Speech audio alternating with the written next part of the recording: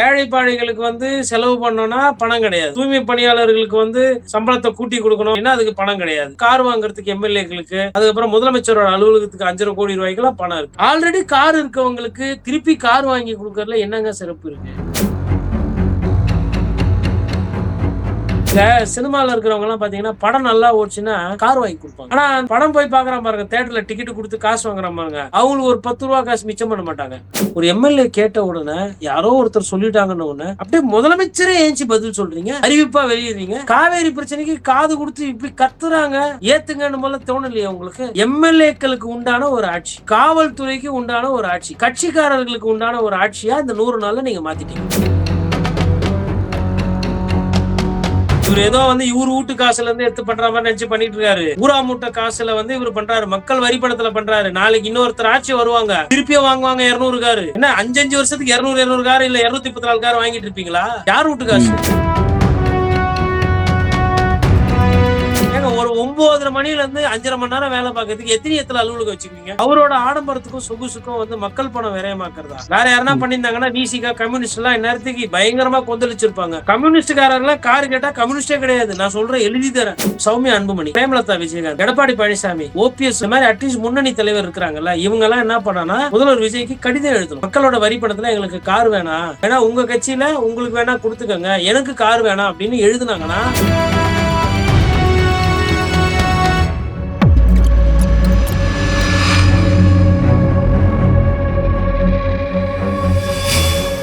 Opinion Tamil பார்வையாளர் அனைவருக்கும் வணக்கம். இன்றைய நேர்காணலில் நம்மோடு இணைந்திருப்பவர் மூத்த பத்திரிகையாளர் திரு கோட்டீஸ்வரன் அவர்கள். சார் வணக்கம்.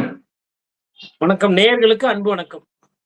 சார், இன்னைக்கு சட்டமன்றத்துல முதலமைச்சர் விஜய் அவர்கள் ஒரு அறிவிப்பை பண்ணியிருக்கிறார்.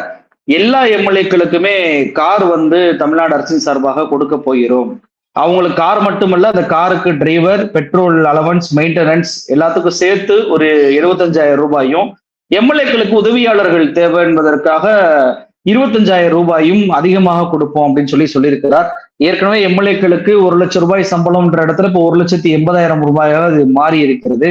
அதற்கு காரணமாக விஜய் அவர்கள் என்ன சொல்றாருன்னா, நேர்மையான லஞ்ச லாவணியமற்று ஆட்சி நடத்துவதற்கு எம்எல்ஏக்களுக்கு வசதிகள் தேவை, அவங்க தொகுதி மக்களை போய் சந்திப்பதற்கும் தொகுதியில ஆட்சியின் திட்டங்கள் போய் சேர்வதையும் கண்காணிக்கணும், அதற்காக இந்த காரை எல்லா எம்எல்ஏக்களுக்கும் கொடுக்குறோம் அப்படின்னு சொல்லிட்டு ஒரு அறிவிப்பை பண்ணியிருக்கிறார்.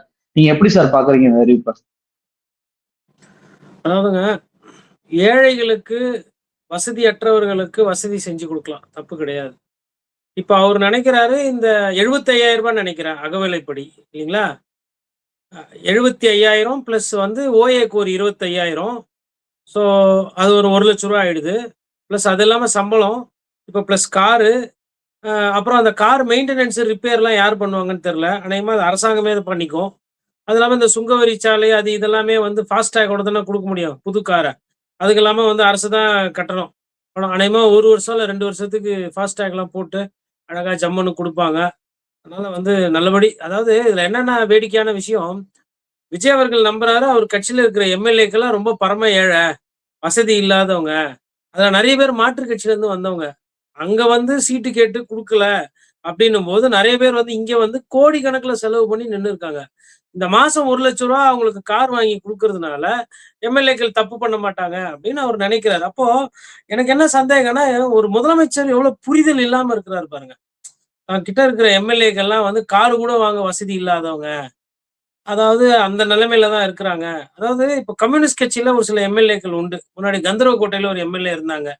ஐயாவோட வீடு போய் பாத்தீங்கன்னா ரொம்ப ஏழ்மையான ஒரு நிலைமையில இருப்பாரு.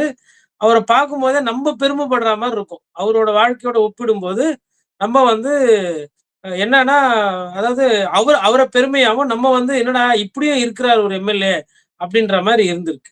ஆனா இப்ப இவரு வந்து என்ன சொல்றாருன்னா, கார் வந்து கொடுத்துருக்காரு. இப்போ ஏழை பாழைகளுக்கு வந்து செலவு பண்ணோம்னா பணம் கிடையாது. தூய்மை பணியாளர்களுக்கு வந்து சம்பளத்தை கூட்டி கொடுக்கணும், இல்ல அவங்கள வந்து ஒப்பந்த பணியில இருந்து அரசோட முழு நேர வேலை வாய்ப்பு தரணும் அப்படின்னா அதுக்கு பணம் கிடையாது. ஆனா இந்த மாதிரி விஷயத்துக்கு கார் வாங்குறதுக்கு எம்எல்ஏக்களுக்கு, அதுக்கப்புறம் முதலமைச்சரோட அலுவலகத்துக்கு 5.5 கோடி ரூபாய்க்கெல்லாம் பணம் இருக்கு. எதுக்கேடு நிதி நிலைமை சரியில்லை. இப்போ 2,000 ரூபாய் 2,500 ரூபாய் எப்ப போடுவாங்க, யாரு போடுவாங்கன்றது பேச்சு பொருள் இருக்கு. அதை பத்தி ஒரு வார்த்தை கிடையாது. மாணவர்களுக்கு, அதாவது கல்வியை படிச்சுட்டு வேலை இல்லாத பட்டதாரிகளுக்கு 4,000 ரூபாய் பணம் கொடுப்பேன்னு சொன்னாங்க. அந்த மாதிரி அறிவிப்புலாம் கிடப்புல இருக்கும்பொழுது, முதல்வர் வந்து எம்எல்ஏக்கெல்லாம் கிட்டத்தட்ட ஒரு 200 கார் தேவைப்படுங்க. 200 கார் அதுவும் ஒரு சிலர்லாம் டொயோட்டா இன்னோவா கேட்கறாங்க, கிறிஸ்டா கேட்கறாங்கன்னு. ஏன் கிறிஸ்டால போய் அது வேகமா அப்படி நின்னு அப்படி இது பண்ணி பார்த்தா தான் மக்களோட பிரச்சனைலாம் கேட்க முடியும் போல இருக்குது. அப்போ சரி சந்து பொந்து இருக்கு. அதுலலாம் எப்படி போவாங்கன்றது கேள்வி இருக்கு. அப்ப சாய்ஸ் பாருங்க. ஒரு 200 கார் இன்டூ 20, 25 லட்ச ரூபான்னு வச்சுக்கோங்களேன். கிறிஸ்டாலாம் வாங்கணும்னா 30 லட்ச ரூபா ஆயிடும். அப்ப 200 கார் இன்டூ 30 லட்ச ரூபான்னா கணக்கு போடுங்க. எத்தனை லட்சம்? அப்புறம் அதுக்கு மெயின்டெனன்ஸ்க்கு எவ்வளவு செலவாகும்? அப்புறம் 200 பேருக்கு மாசம் மாசம் 1 லட்ச ரூபா. அப்புறம் அப்ப டயர் எல்லாம் எப்படி மாத்தி குடுப்பீங்களா? இல்ல பேட்டரி எல்லாம் 5 வருஷத்துக்கு ஒரு வாட்டி பண்ணுமா? கண்டிப்பா அரசு ஒரு கார வாங்கி குடுக்குதுன்னா, அரசாங்கம் தான் பண்ணணும். இப்போ இதுக்கு எவ்வளவு செலவு ஆகப் போகுது? அதாவது கிட்டத்தட்ட ஒரு மினி டிபார்ட்மெண்ட்டே உருவாக்குறார். இப்போ இந்த 200 கார் வாங்கி தர்றதுக்குங்க 234 தொகுதி நமக்கு. ஆல்ரெடி அமைச்சர்களுக்கு கார் இருக்கு வச்சுக்கோங்களேன்.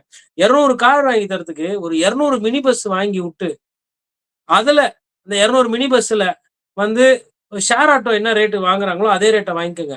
அப்படி வாங்கும்போது அதுல ஒரு லாபம் வரும். அந்த லாபத்த வச்சு கண்டக்டர், டிரைவர வச்சு இது பண்ணுங்க. முதல் பணம், மூலதன பணம் அரசோட தான் இருக்கும். வெற்றி பஸ் பயணம் அப்படின்னு சொல்லிட்டு ஒரு 200 பஸ் இந்த காசுக்கு இதே காசுக்கு வாங்கி குக்கிராமம் இருக்கும் இல்லைங்களா? இப்போ குளச்சல் இருக்கு. அது ஒரு குளச்சல் வந்து அது ஒரு பார்டர் ஏரியா. இப்ப நாகப்பட்டினம் இருக்கு, வேதாரண்யம் அது ஒரு பார்டர் ஏரியா. அதுக்கப்புறமா வந்து நீங்க வந்து இந்த சைடு வந்து பூம்புகார் இருக்கு, மயிலாடுதுறை அது ஒரு பார்டர் ஏரியா. அப்புறமா இந்த சைடு வந்து முதுமலையில வந்து சத்தியமங்கலம் டூ முதுமலை போற மாரி, இல்ல வந்து உங்களுக்கு ஊட்டியில மலைக்கு கீழ எங்கனா, அது மாரி ஒரு ஒரு பார்டர் ஏரியால இப்ப திருவள்ளூர் ஒரு பார்டர் ஏரியா, ஆந்திரா பக்கத்துல இருக்கு. அந்த மாரி அந்த 200 பஸ்ஸ எங்கெங்கெல்லாம் கிராமப்புறத்துல பஸ்ஸே இல்லையோ, அந்த 200 பஸ்ஸ பிரிச்சு குடுத்தா, நமக்கு இருக்கிறது மொத்தம் கிட்டத்தட்ட ஒரு 38, 40 மாவட்டங்க. ஒரு மாவட்டத்துக்கு நீங்க வந்து 5 பஸ் விட்டீங்கன்னா கூட, அது மாவட்டத்துல ஏதோ யாருக்கோ பயன்பெறும். அப்போ உங்களோட நோக்கம் என்னவா இருக்கு? பொதுமக்களும் ஓட்டு போட்டுட்டாங்க, வந்துட்டாங்க.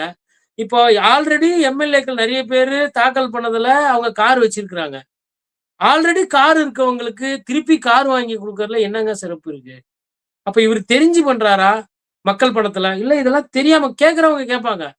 எம்எல்ஏ கேட்க தான் செய்வாங்க. எவ்வளோ செலவுகள் இருக்கு அரசுக்கு, பணப்பற்றாக்குறை இருக்கு, கடன் வாங்குறோம், நிதிச்சுமை இவரு தான் சொன்னாரு 10,00,000 கோடி கடன் இருக்கு. கஜானாவ தொடச்சு எடுத்துட்டு போயிட்டீங்கன்னு யார் பேசுனது? முதல்வர் பேசுறாரு. அப்ப 200 சொகுசு கார் வாங்குறதுக்கு எங்கருந்து வருது காசு? இப்போ முதல்வருக்கு முட்டு குடுக்குறதுக்கு, இதுக்கும் தாவேக்காக்கு முட்டு குடுக்குறதுக்கு இருப்பாங்க. அவரோட நோக்கம் சரிதானே? நான் ஒண்ணு சொல்றேன். அரசியல்ல இப்போ அதிமுகல இருந்து ஒருத்தர் சீட்டு கிடைக்கலன்னு வந்திருக்கிறாரு. வந்து சேர்ந்து அவர் எம்எல்ஏவும் ஆயிட்டாரு உங்க தொகுதியில. இப்ப அவரோட நோக்கம் என்ன? கார் வாங்கணுன்றதா? காரெல்லாம் ஆல்ரெடி வாங்கி ரியல் எஸ்டேட் எல்லாம் பண்ணி, அவங்கலாம் வியாபாரம்லாம் பண்ணி, அவங்கலாம் பணக்காரரா எப்பயோ ஆயிட்டாங்க. நீங்க தெரியாம, ஏதோ நீங்க குடுக்குற ரூ. 1,00,000ல அவங்க கையும் காலையும் கட்டிக்கின்னு, கைய நீட்ட மாட்டாங்க நீங்க நெனைக்கிறீங்க. எவ்வளவு பெரிய தவறான புரிதல் இது. யாருக்கு எத செய்யணும்னு தெரியணும் இல்லைங்களா? இப்ப இந்த 200 காருக்கு ஒரு கார் விலை 30,00,000 சொன்னா, இந்த ஒரு காருக்கு 30,00,000 வந்து 60 பசுமாடு வாங்கலாம். ரூ. 50,000 வச்சுக்கோங்களேன். நல்ல பசுமாடு. இல்ல ஒரு ஒரு ரூ. 30,000 ஒரு பசுமாடு வாங்குறீங்கன்னா, எவ்வளவு வாங்கலாம் ஒரு கார் வாங்குறதுக்கு? எத்தனை குடும்பத்துக்கு குடுக்கலாம்? அப்போ என்ன பண்ணணும்? எப்படி பண்ணணும்? ஊரகத்துல இருக்கக்கூடிய வறுமை எப்படி போகணும்ன்ற எண்ணமே இல்லாத ஒரு முதலமைச்சரா இருக்கிறார் ஐயா. எம்எல்ஏங்களுக்கு தெரிஞ்சிருக்கும். அதாவது இதுல என்ன சிறப்புன்னா, அம்மையார் ஜெயலலிதாக்கு தெரியல. கார் குடுக்கணும். எம்எல்ஏலாம் பாவம். கலைஞருக்கு ட்ரெயின்லயே போயிட்டு இருந்த கலைஞருக்கு தெரியல. எம்எல்ஏங்கலாம் பாவம் அப்படின்னு. அதுக்கப்புறம் ஸ்டாலினுக்கு தெரியல. எடப்பாடி பழனிசாமிக்கு தெரியல. யாருக்குமே தெரியல. அதாவது ஐயா காமராஜர்னால ஓகே அவரு கொஞ்சம் அ கஞ்சத்தனமா இருப்பாரு. ஆடம்பரமா அவரும் பண்ணிக்க மாட்டாரு. அடுத்தவங்களுக்கும் பண்ண மாட்டாரு. அண்ணா காலத்துலலாம் வந்து காரோட விலை ஜாஸ்தி. எல்லாருக்கும் கார் இருக்காது. இப்ப நான் சொன்ன தலைவர் காலத்துல கார் சாதாரணம். அம்மையார் ஜெயலலிதா ஆகட்டும், இபிஎஸ் ஆகட்டும், ஸ்டாலின் அவர்கள் ஆகட்டும், கலைஞர் ஆகட்டும். கலைஞர் பீரியட்ல லாஸ்ட் எல்லாம் வந்து காருன்றது எல்லாருமே வச்சுக்கிற ஒரு விஷயமாச்சு. அப்ப 200 சொகுசு கார வந்து நீங்க வாங்கி வந்து மக்கள் பணத்த எடுத்து நீங்க எம்எல்ஏக்கு குடுக்க போறீங்கன்னா, உங்களோட புரிதல் என்ன? ஆல்ரெடி சட்டமன்றத்துக்கு அவங்களுக்கு தங்குறதுக்கு ஹாஸ்டல் இருக்கு. நியூ ஹாஸ்டல் இருக்குது, ஓல்ட் ஹாஸ்டல் இருக்குது. அதுல கேன்டீன் இருக்கு. இது இல்லாம எம்எல்ஏ ஆபீஸ் இருக்கு. அது இல்லாம அவங்களுக்கு போற இடத்துலலாம் வந்து ஒரு ஒரு ஊருக்கு போறாங்கன்னா, தங்கறதுக்கு கொள்றதுக்கு government guest house, state guest house, கலெக்டரோட பங்களா ஆஃபீஸு, வனத்துறையோட ரெஸ்ட் ஹவுஸு, வனத்துறையோட guest house, PWD inspection camp, அப்புறமா இபி டிபார்ட்மெண்ட்டோட இன்ஸ்பெக்ஷனு. இதுல தான் இவங்கலாம் தங்குறது, போனா வந்தா கொனதான். செலவே கிடையாதுங்க. எம்எல்ஏ ஆயிட்டா பணத்த எடுத்து செலவே பண்ண தேவையில்ல. அப்படியே டபாச்சிக்கினே ஊர சுத்தின்னு வந்துடலாம். இதான் நிதர்சனம். உங்களுக்கு இது தெரியாத காரணத்தினால, அவங்க ஐயோ! அப்பா பாவம் கார் வாங்க கூட காசு இல்லாம இருக்கிறாங்களே எம்எல்ஏன்னு இவரு நம்புறாரு. விஜய் சார யாரோ நல்லா மூளை செலவு செஞ்சு, வழக்கமா இவரு தான் மத்தவங்களுக்கு செஞ்சு விடுவாரு. இவர்கிட்டயே வந்துட்டு நம்ம எம்எல்ஏஸ்லாம் பாவம் கார் கேட்கறாங்கன்னு ஹாப்பி.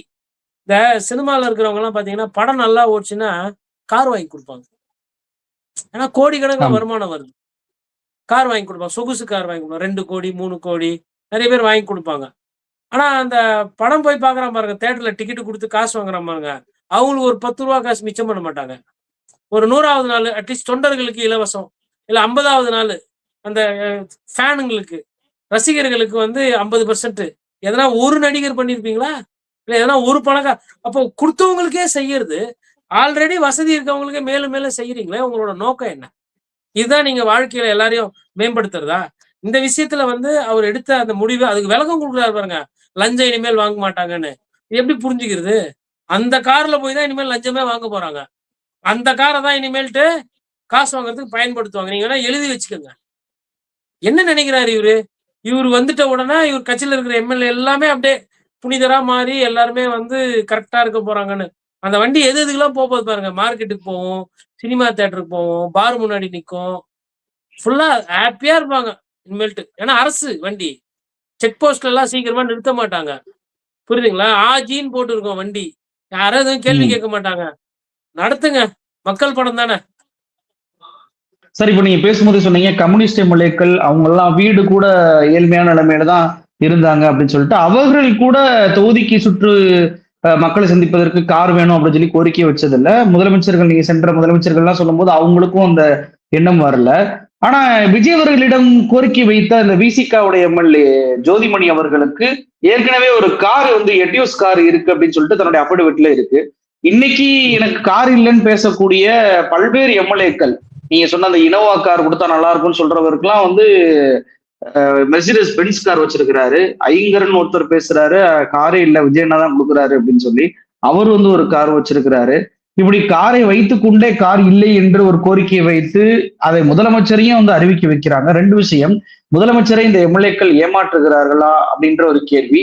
இன்னொரு பக்கம் சட்டமன்றத்துல ஒரு பேச்சு, அஃபிடவிட்ல ஒரு பேச்சு, அஃபிடவிட்ல தவறான தகவலை கொடுத்தா அவங்களுடைய பதவியே பறி போகும் அப்படின்ற சூழ்நிலை இருக்கும்போது எப்படி இப்படி ஓப்பனாக மக்கள் லைவ்ல பாக்குறாங்க தெரிஞ்சு கொண்டே போய் பேசுறாங்கன்ற கேள்வியும் வைக்கப்படுது இப்ப மக்கள் மன்றத்துல.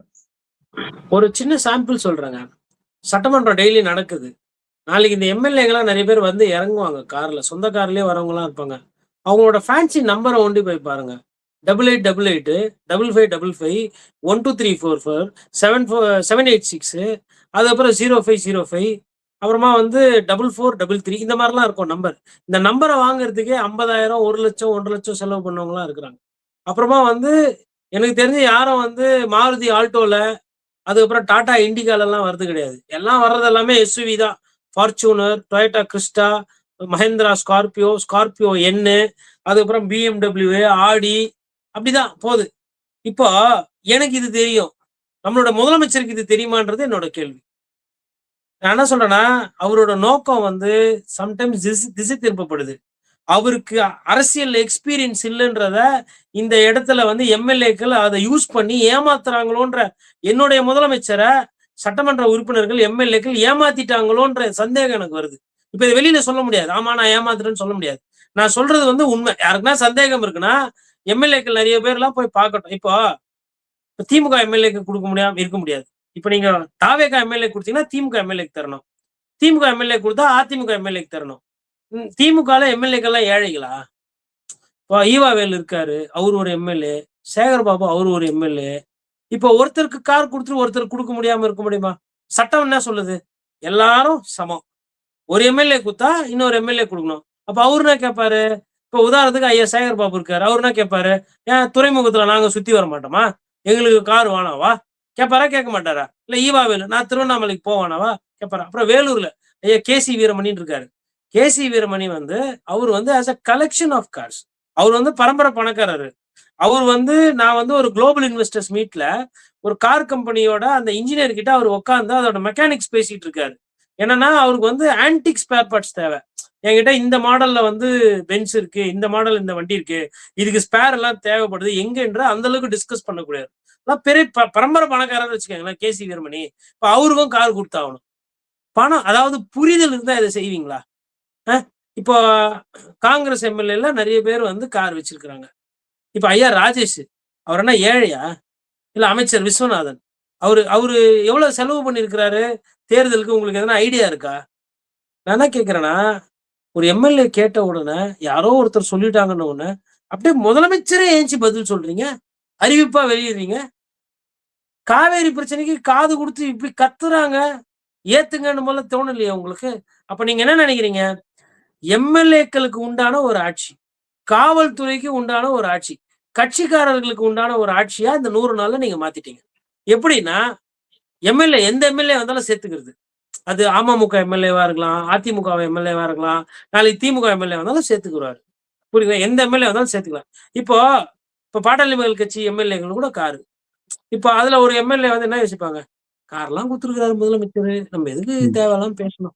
இப்போ போஜராஜன் எம்எல்ஏ பிஜேபி, அவருக்கும் காரு. இப்ப அவருக்கெல்லாம் ஜீப்பு கொடுத்தா நல்லா இருக்கும். ஏன்னா மலைப்பகுதி ஜாஸ்தி ஊட்டி மாவட்டத்துல. அது மாதிரி ஒரு சிலர் கேட்பாங்க, எனக்கு கார் வேணாம், எனக்கு வந்து மஹேந்திரால ஜீப் வண்டி இருக்குது, அது வாங்கி கொடுங்க, எனக்கு இதை வாங்கி கொடுங்க. இதெல்லாம் வரப்போகுது பாருங்க இப்போ. அதுக்கப்புறமா வந்து கலர் கேட்பாங்க. அதாவதுங்க இப்போ யோசிச்சு பாருங்க. இப்ப ஒரு எம்எல்ஏ வேலை இதாவா? என்ன காரு, என்ன இது? ஒரு அரசோட நோக்கம் எங்க போகுது பாருங்க. கார் ஏங்க நீங்க வந்து அதுக்கு பதிலா ஒரு 50,000 பெட்ரோல் அலவன்ஸ் கூட கொடுத்துடலாம். டீசலுக்கு 50,000 உங்களுக்கு கொடுத்துடுறோம். நாங்க எதுவும் கேள்வி கேட்க மாட்டோம். நீங்க வாடகை வண்டியில போங்க, கார்ல போங்க, ட்ரெயின்ல போங்க, உங்க தொகுதிக்குள்ள எதுலலாம் சுத்திக்கங்க. இல்ல சார் ஆட்டோல கூட சுத்தின்னு வாங்க. பிரச்சனை கிடையாது. 50,000 அப்படின்னா ஆல்ரெடி எம்எல்ஏக்கள் கொடுக்கக்கூடிய சம்பளத்திலே வாகனப்படின்றது தனியா 25,000 கொடுக்குறாங்க சார். தொகுதிக்கு போறதுக்குன்றதுக்கு ஒரு தனியா 25,000 கொடுக்குறாங்க. அதுலயே 50,000 வந்துருது. 50,000 போதும் ஒரு மாசத்துக்கு எம்எல்ஏ வந்து தொகுதிக்கு போயிட்டு வர்றதுக்கு. ஆனாலும் கார் கேட்கறாங்க. இல்ல அவங்க கேட்கறாங்க, இவர் கொடுக்குறாரு. மக்கள் வந்து வேலை கேட்டா காது கேட்கறது இல்ல. விவசாயிகள் வந்து இது மாதிரி பாதிப்புக்குள்ளா இருக்கிறோம், எங்களுக்கு வந்து இந்த சீசன்ல வந்து பயிரே பண்ண முடியல, எதனா நிவாரணம் கொடுங்கன்னா காது கேட்கறதில்ல. ஆனா எம்எல்ஏக்கள் எதனா கேட்டா வந்து உடனடியா காதுல விழுது. ரொம்ப சந்தோஷம். சரி, அவர் நம்புறாரு எம்எல்ஏக்கெல்லாம் ஏழை, எம்எல்ஏங்களுக்கெல்லாம் கார் இல்லைன்னு முதலமைச்சர் நம்புறாரு. அவரோட நம்பிக்கை அப்படியே இருக்கட்டும். எந்த அளவுக்கு யதார்த்தத்துல இருந்து அந்நியப்பட்டு போயிருக்கிறாரு பாருங்க முதலமைச்சர். தெரியல அவருக்கு. அவர் நினைக்கிறாரு காரை கொடுத்தா இவங்க எல்லாம் ஊழல் லஞ்சம் எல்லாம் பண்ண மாட்டாங்கன்னு. தவறான புரிதல். அவர் சொல்லிட்டாரு, இனிமேல் அதை செய்ய போறாரு. என்ன பண்றது? அது வந்து இது வந்து இதோட போவாதுங்க. இவர் ஏதோ வந்து இவரு வீட்டு காசுல இருந்து எடுத்து பண்ற மாதிரி நினைச்சு பண்ணிட்டு இருக்காரு. ஊரா மூட்டை காசுல வந்து இவர் பண்றாரு, மக்கள் வரி பணத்துல பண்றாரு. நாளைக்கு இன்னொருத்தர் ஆட்சி வருவாங்க, திருப்பியும் வாங்குவாங்க 200 காரு. என்ன 5 வருஷத்துக்கு 200 காரு இல்ல 234 கார் வாங்கிட்டு இருப்பீங்களா? யார் வீட்டு காசு? கேட்கறதுக்கு ஆள் இல்ல, கேட்கறதுக்கு நாதி கிடையாது. எல்லாத்தையும் அடிச்சு விடுங்க, செய்யுங்க. நாளைக்கு இன்னொரு முதலமைச்சர் வர்றாரு, அவரும் 5.5 கோடியில வந்துட்டு அவரோட அறையை வந்து சிறப்பா பண்ணுவார். 5.5 கோடியில யாருன்னா டிசைனிங் வேலை, 5.5 கோடியில யாருன்னா லைட்டிங் வேலை, 5.5 கோடியில யாருன்னா இன்டீரியர் பண்ணி பார்த்துருக்கீங்களா? இங்க பண்றாங்க. டெண்டர் விட்டாச்சு, இப்ப கேட்டா இல்லன்னு ஏதோ ஒண்ணு சொல்லுவாங்க. பணத்தை வந்து தண்ணி மாதிரி செலவு பண்றாங்க. ஒரு பொறுப்பே இல்ல. இதுக்கு முன்னாடி இருந்த முதலமைச்சருக்கு தோணாதது உங்களுக்கு தோணி இருக்குது, கார் கொடுக்கணும்னு. இதுக்கு முன்னாடி இருந்த முதலமைச்சருக்கு தோணாதது உங்களுக்கு தோணுது. உங்களோட அறையை வந்து ஆடம்பரமா ஆக்கிக்கணும், 10வது அடுக்குக்கு போகணும். அதாவது பழைய பில்டிங்லாம் ஆபீஸ் வச்சுக்குவீங்களா, போற புது பில்டிங்லயும் ஏங்க ஒரு 9:30 மணில இருந்து 5.5 மணி நேரம் வேலை பார்க்கறதுக்கு எத்தனை அலுவலகம் வச்சுக்குவீங்க? நீங்க இருக்கிறது ஆபீஸ், கேம்ப் ஆபீஸ். அப்புறம் நீலாங்கரையில இருந்து வரீங்க, உங்க காரே ஒரு அலுவலகம் மாதிரி தான். எங்க வேணா போலாம் வரலாம். என்ன புரியுதுன்னு எனக்கு தெரியல. அவர் தனி விமானத்துலதான் போறாரு தலைவர் சாரு முதலமைச்சர். அவரோட ஆடம்பரத்துக்கும் சொகுசுக்கும் வந்து மக்கள் பணம் விரயமாக்குறதா? வேற யாருன்னா பண்ணியிருந்தாங்கன்னா விசிகா கம்யூனிஸ்ட் எல்லாம் இந்நேரத்துக்கு பயங்கரமா கொந்தளிச்சிருப்பாங்க. அவங்களே இப்ப கேட்டு வாங்குற நிலைமையில தானே இருக்கிறாங்க. கம்யூனிஸ்டுக்காரர்லாம் காரு கேட்டா கம்யூனிஸ்டே கிடையாது. நான் சொல்றேன், எழுதி தரேன். ஐயா நல்ல கண்ணு தகைசால் விருது கொடுக்குறாங்க. கூட 10 லட்ச ரூபா பணம் கொடுக்கும்போது கூட 10,000 ரூபா போட்டு திருப்பி கொடுத்தாருங்க மனுஷன். அவரெல்லாம் பார்த்துட்டு இந்த அரசியல்வாதிகளெல்லாம் பார்க்கும்போது இதெல்லாம் ஒரு பொழப்பான்னு தோன்ற மாதிரி இருக்குது. அவங்க அப்படியெல்லாம் இருந்திருக்கிறாங்க. எம்ஜிஆர் கூட என்ன ஆடம்பரமாவா இருந்தாரு? நீங்க போய் வீட்டுல போய் பாருங்க. அவரு தான் நடிகரு. எம்எல்ஏக்கெல்லாம் கார் வாங்கி குடுத்திருந்தாரா எம்எல்ஏ எம்ஜிஆர்? ஏன் பண்ணல? எம்ஜிஆரும் நடிகர் தானே. அம்மையார் ஜெயலலிதா அவங்களும் நடிகை தானே. ஏன் பண்ணல? கலைஞருக்கு தெரியாதா கார் வாங்கி குடுக்கணும்னு? இப்ப ஒருவேளை கலைஞர் கார் வாங்கி குடுத்திருந்தாருன்னு வச்சுக்கோங்களேன். யாரெல்லாம் அப்ப கார் வாங்கியிருப்பாங்க? ஐயா ஆற்காடு வீராசாமி, பேராசிரியர் அன்பழகன், அன்பழகன், பரிதி இளம்வழுதி இவங்கெல்லாம் கார் வாங்கியிருப்பாங்க. இவங்கெல்லாம் ஏழைங்களா? அப்ப இப்ப உங்க எம்எல்ஏ ஒண்டி நான் ஏழைகளா? யாருகிட்ட நீங்க வந்து இது மாதிரி சொல்லிட்டு இருக்கிறீங்க? இல்ல சரி திமுக, அதிமுக எல்லாம் ஏழை எம்எல்ஏவா? எல்லா கட்சியிலும் எங்க எம்எல்ஏ ஆகணும்னா குறைஞ்சபட்சம் இன்னைக்கு 10 கோடி செலவு பண்ணதாங்க எம்எல்ஏ. நான் பேசுறது உண்மை, சத்தியம். 10 கோடி இல்லாமலாம் எம்எல்ஏ சீட் நிக்க முடியாது. 10 கோடி பண்றவங்களுக்கு ஒரு கார் வாங்குறதுக்கு வக்கு இருக்காது. புரியாத ஒரு புதிரா வந்துட்டு பண்ணிட்டு இருக்காங்க. இவங்களும் ஏழைப்பாழ வேஷம் போட்டு நடிச்சுக்கிட்டு இருக்காங்க. காளியம்மாள் கேட்டாங்க, ஞாபகம் இருக்குங்களா? சரி இப்போ உதயநிதி ஸ்டாலினுக்கு எப்படி கார் கொடுப்பீங்களா, கொடுக்க மாட்டீங்களா? என்னோட கேள்வி. அவருக்கும் இருக்கு, எல்லா எம்எல்ஏக்களுக்குமே இருக்கு. உதயநிதி ஸ்டாலின் கார் கூட இல்லல்ல. அவரு டெய்லி வந்து சைக்கிள்ல வந்து போறாரு, பஸ்ல தொங்கின்னு வந்துட்டு போறாரு அவரு. இதெல்லாம் வந்து இதை பத்தி பேசணும்னா நேரம் தான் விரையும். அவருக்கு வந்து அவரோட நேரமும் அவரோட பணத்தை பத்தி புரிதல் இல்லாம இருக்கு. பட் நான் ஒரு பத்திரிகையாளன், என்னத்த சொல்றதுன்னு தெரியல. அதுல வந்து ஒரு கோரிக்கையாவே வந்து நான் ஒரு பத்திரிகையாளரா வைக்கிறேன். என்னன்னா, சௌமியா அன்புமணி அவங்களுமே பென்ஸ்ல தான் டிராவல் பண்றாங்க. அப்புறமா பிரேமலதா விஜயகாந்த் அவங்களும் வந்து உயர்ந்த ரக சொகுசு கார்ல தான் போறாங்க. எடப்பாடி பழனிசாமி வசதியான கார் சொகுசு கார்ல தான் போறாரு. ஓபிஎஸ்க்கும் கார் எல்லாம் இருக்குது, வசதி எல்லாம் இருக்கு. இந்த மாதிரி அட்லீஸ்ட் முன்னணி தலைவர் இருக்கிறாங்கல்ல, இவங்க எல்லாம் என்ன பண்ணானா முதல்வர் விஜய்க்கு கடிதம் எழுதணும். சட்டமன்ற உறுப்பினரா, கட்சி தலைவரா, மக்களோட வரி பணத்துல எங்களுக்கு கார் வேணாம், இந்த காருக்கு நீங்க செலவு பண்ணாதீங்க, வேணா உங்க கட்சியில உங்களுக்கு வேணா கொடுத்துக்கோங்க, எனக்கு கார் வேணாம் அப்படின்னு எழுதுனாங்கன்னா தக்க ஒரு அரசியல் எடுத்துக்காட்டா இருக்கட்டும். அதே மாதிரி இந்த நேரத்துல நான் ஒரு விஷயத்தை நினைவு கூற விரும்புறேன். முன்னாள் சென்னை மேயர் சைதை துரைசாமி அவர் வந்து சென்னை மாநகராட்சியில இருந்து கார் கொடுத்தாங்க அவருக்கு.